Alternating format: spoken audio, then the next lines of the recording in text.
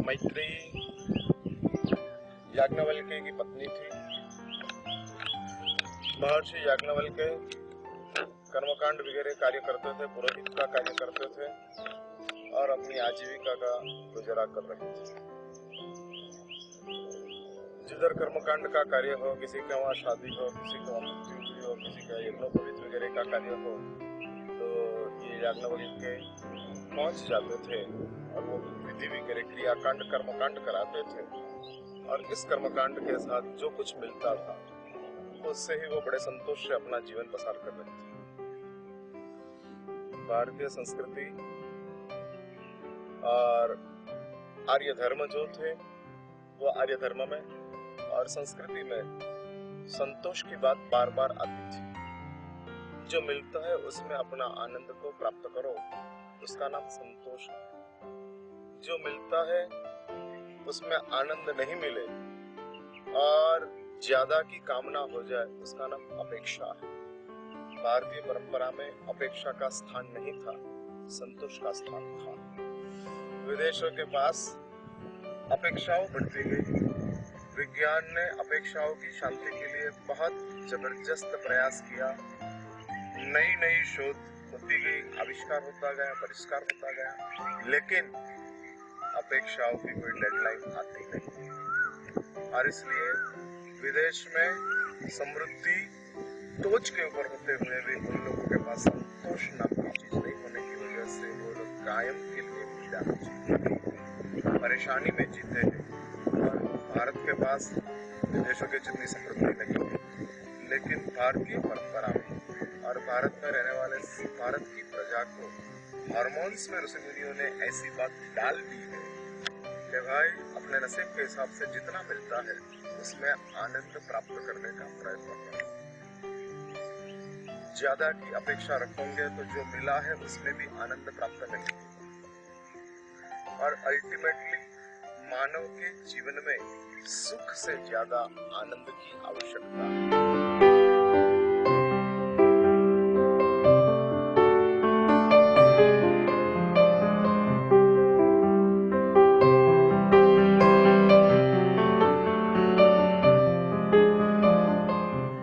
अपेक्षा का संतोष हो जाए उसका नाम सुख है, और अपेक्षा ही नहीं हो और जो मिल जाए उसका नाम आनंद है।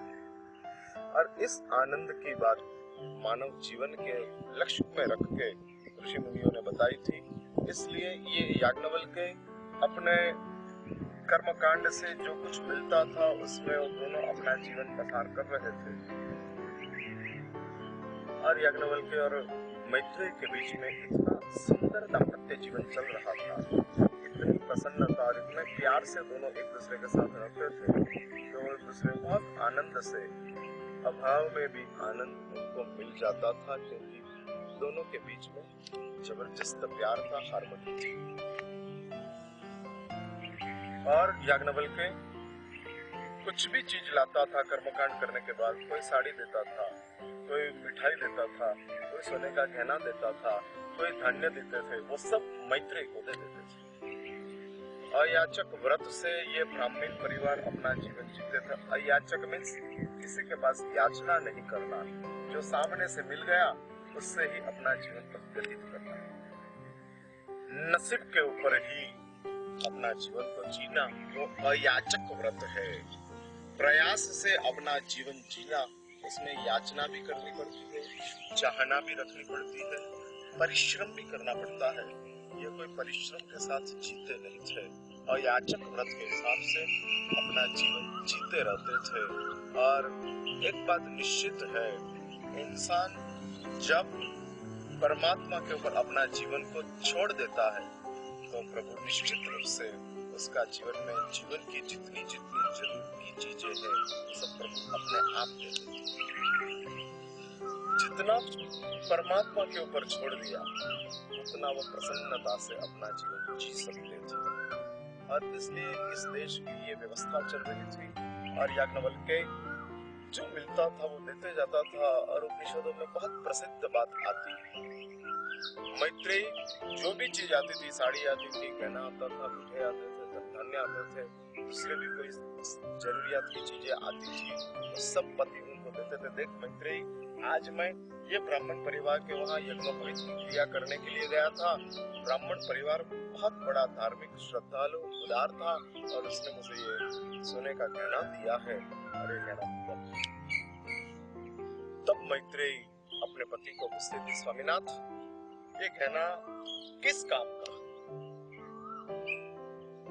उससे क्या होगा, वो हम खा नहीं सकते।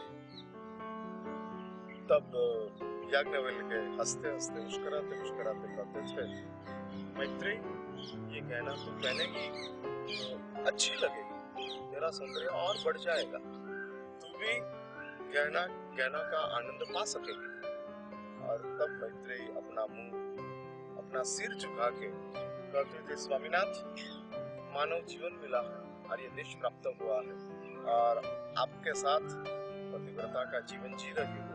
हृदय में एक बात उत्पन्न हुई है, इस जीवन के साथ जो कुछ चीज मिली है उसके माध्यम से मुझे मोक्ष को प्राप्त करना है, मेरी आत्मा को मोक्ष प्राप्त करना। और मैत्रेयी एक सवाल पूछते थे कि इससे मेरा मोक्ष होगा, ये सोने के गहने से, ये सुंदर साड़ी से, मूल्यवान साड़ी पहनने से मेरा मोक्ष होगा, ये मिठाई आई है वो मिठाई खाने से मेरा मोक्ष होगा।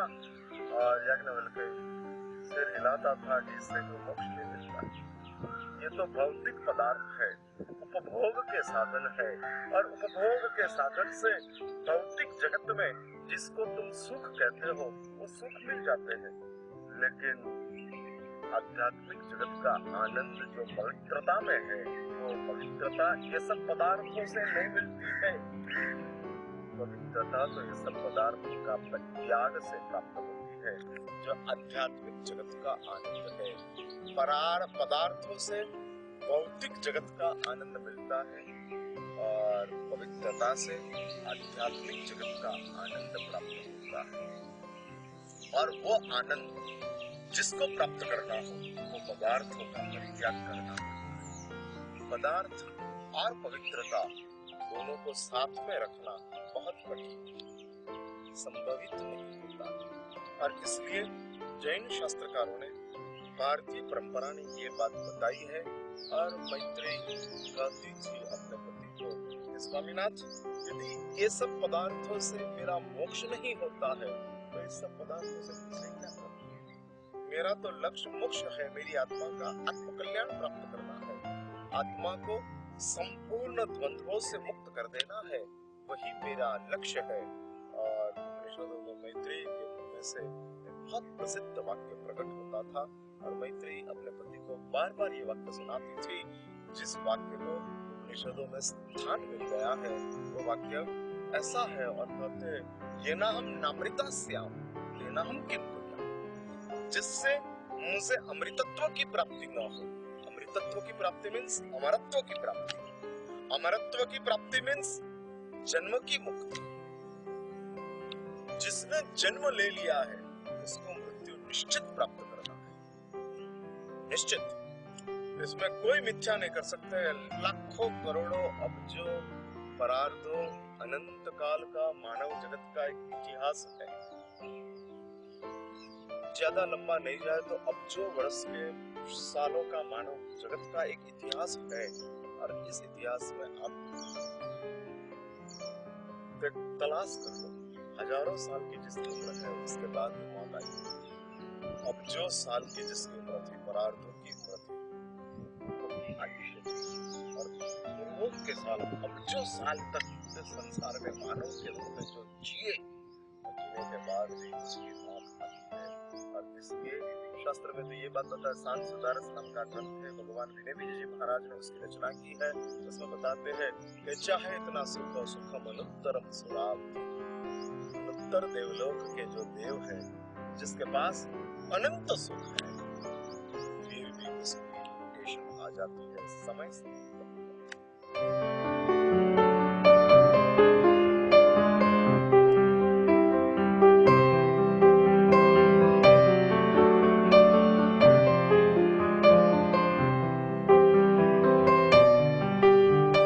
संसार की बात बड़ी कमनसीबी है।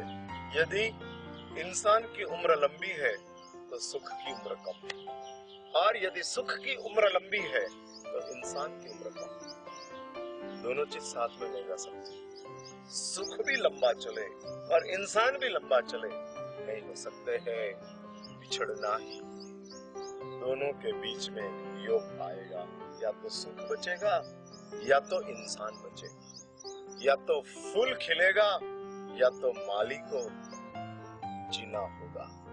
माली और फूल दोनों कायम के लिए खिलता रहे और जीवन जीता रहे, असंभवी बात है।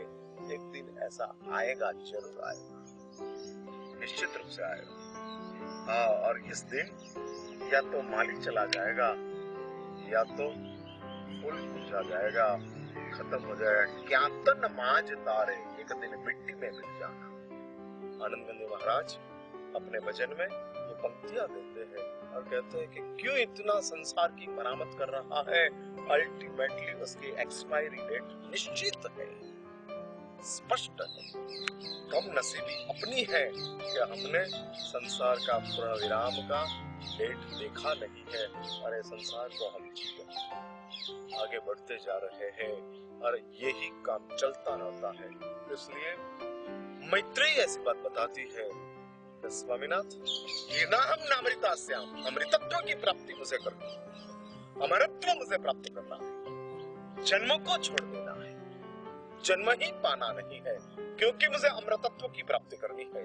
और अमृतत्व की प्राप्ति तब ही हो सकती है कि जब हमने जन्म लेना छोड़ दिया। जन्म लेना तब ही छूट सकता है कि जब हमने संसार में जीना छोड़ दिया।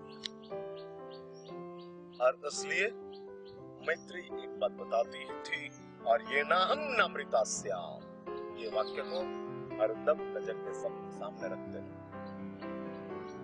मृत्यु यदि हमको परेशान कर रहा है तो जन्म मृत्यु का प्रोडक्शन हाउस।